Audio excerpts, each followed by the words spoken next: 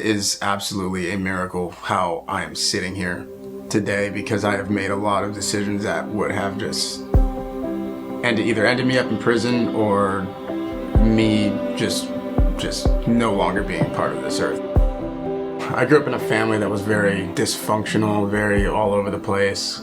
There was no structure. When I was younger, I didn't really see my mom very much. My father was the only one that I knew to really see very often. My father, he had passed away when I was 6 years old, so he was really the staple of our family. He really knitted us together. When he passed away, it was where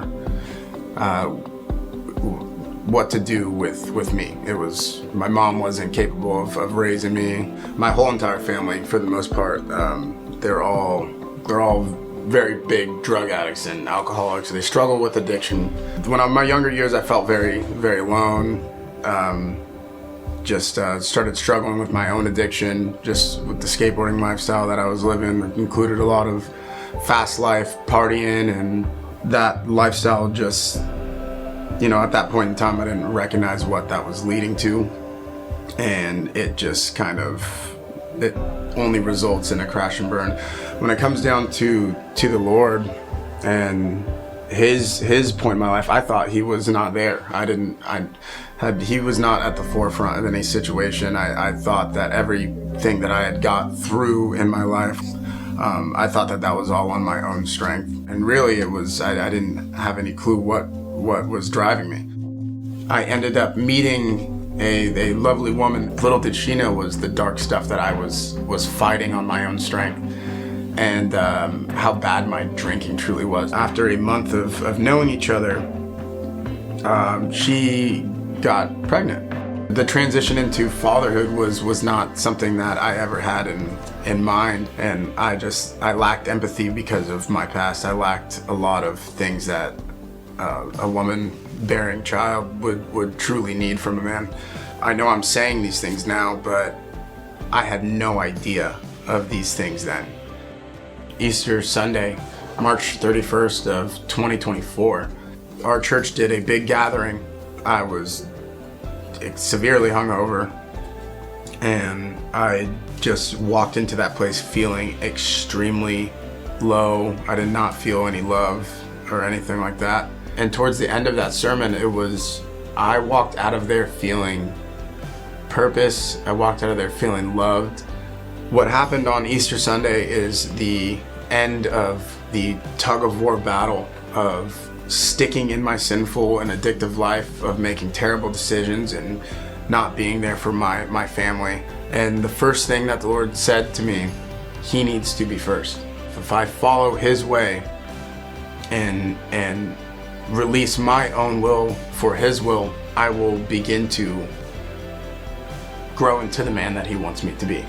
So that was the start of me making a phone call to Chrissy's father, Glenn, and he flew me out to Michigan and go through the 33 affirmations with Set Free Ministries.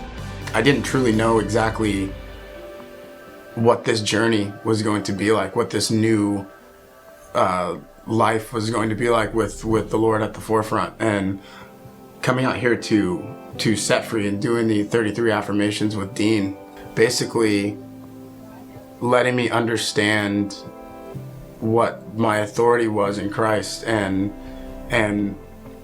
to release myself of the bondage that I may have, whatever resentments, whatever baggage that I was holding that was keeping the devil a hold of me, a hold on to me.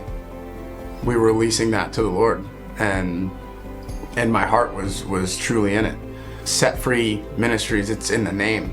It's in the name, and I felt like I was being set free from the baggage and the bondage that I had crippling me, and that was preventing me from growth and gaining further relationship with the Lord. It's basically, the beginning of transformation. It doesn't matter what side of life that we come from. It doesn't matter if there's dysfunction in our family and we're born into kind kind of a situation where we did not get dealt the best cards. Everyone all together can find joy and love through him.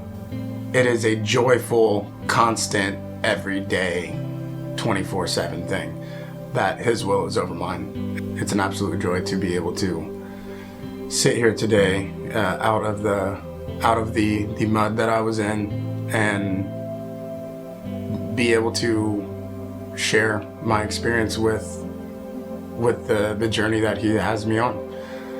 And yeah, I don't know. That's great.